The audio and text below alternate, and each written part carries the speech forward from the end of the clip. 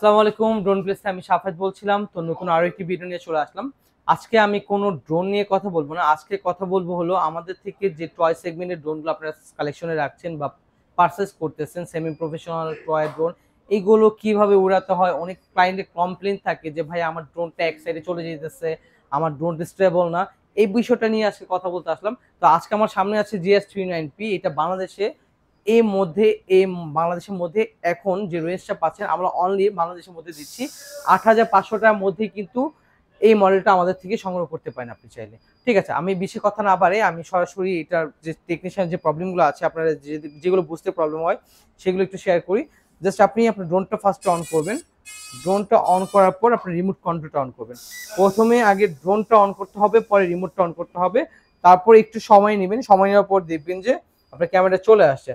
তারপর আপনি একটা ওপেন প্লেসে গেলেন। আমার যেহেতু এখানে ওপেন প্লেস খুব শর্ট, আমি যত প্লেস আছে এই প্লেসের মধ্যে দেখানোর চেষ্টা করি।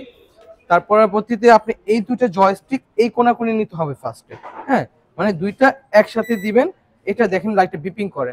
আমি যদি আরেকবার দেখাই, আরেকবার দিচ্ছি, দেখেন লাইটটা বিপিং করতেছে, অফ হচ্ছে, একটা সাউন্ড করতেছে। তিনবার পরপর দিবেন, দেন আপনার জয়স্টিক দুইটা কোণাকুনি নিতে হবে। মানে এই কোণাকুনি নিতে হবে, দুইটা জয়স্টিক এই কোণাকুনি একসাথে নিবেন। তাহলে এটা টেক অফ হবে। টেক অফ হলে পাখাগুলো নিচে ঘুরান্ত অবস্থা থাকবে। দেন বাম পাশে যে জয়স্টিকটা আছে এটা যদি উপরে প্রেস করেন, ড্রোনটা আপনার ফ্লাই করে স্টার্ট করবে। আমি একটু প্লেসে নিয়ে এসে দেখাই আপনাকে।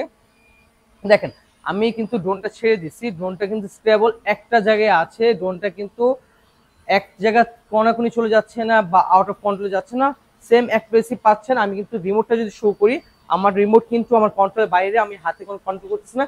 রিমোট ড্রোনটা নিজে নিজে তার কন্ট্রোল অবস্থায় আছে। তো এটাই হলো সহজ উপায়। আমাকে জাস্ট একটু ফলো করলে কিন্তু আপনি সহজেই কিন্তু এই ড্রোনটা ফ্লাই করতে পারবেন।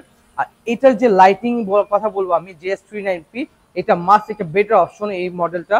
এটার সাথে কিন্তু লাইটিং পাচ্ছেন, ব্রাশের মোটর পাচ্ছেন, ফাইবারের পাখা পাচ্ছেন, যে কারণে আপনার ড্রোনে কিন্তু কোথাও ক্রাশ খেলেও আপনার মোটর বা আপনার ডিভাইসে কিন্তু কোনো রকম প্রবলেম হবে না।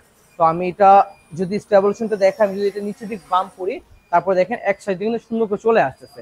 এটা কালেক্ট করতে হলে আপনি কিন্তু চলে আসতে হবে আমাদের ড্রোন প্লেস, যেটা হলো ধানমন্ডি 2, জিগাতলা, সীমান্ত সম্মান মার্কেট, লিফটের 3, 3057 দোকান। তো আজকে ভিডিওটা আমি বেশি বড় করতেছি না, খুব শর্টকাটে কথাটা শেষ করলাম।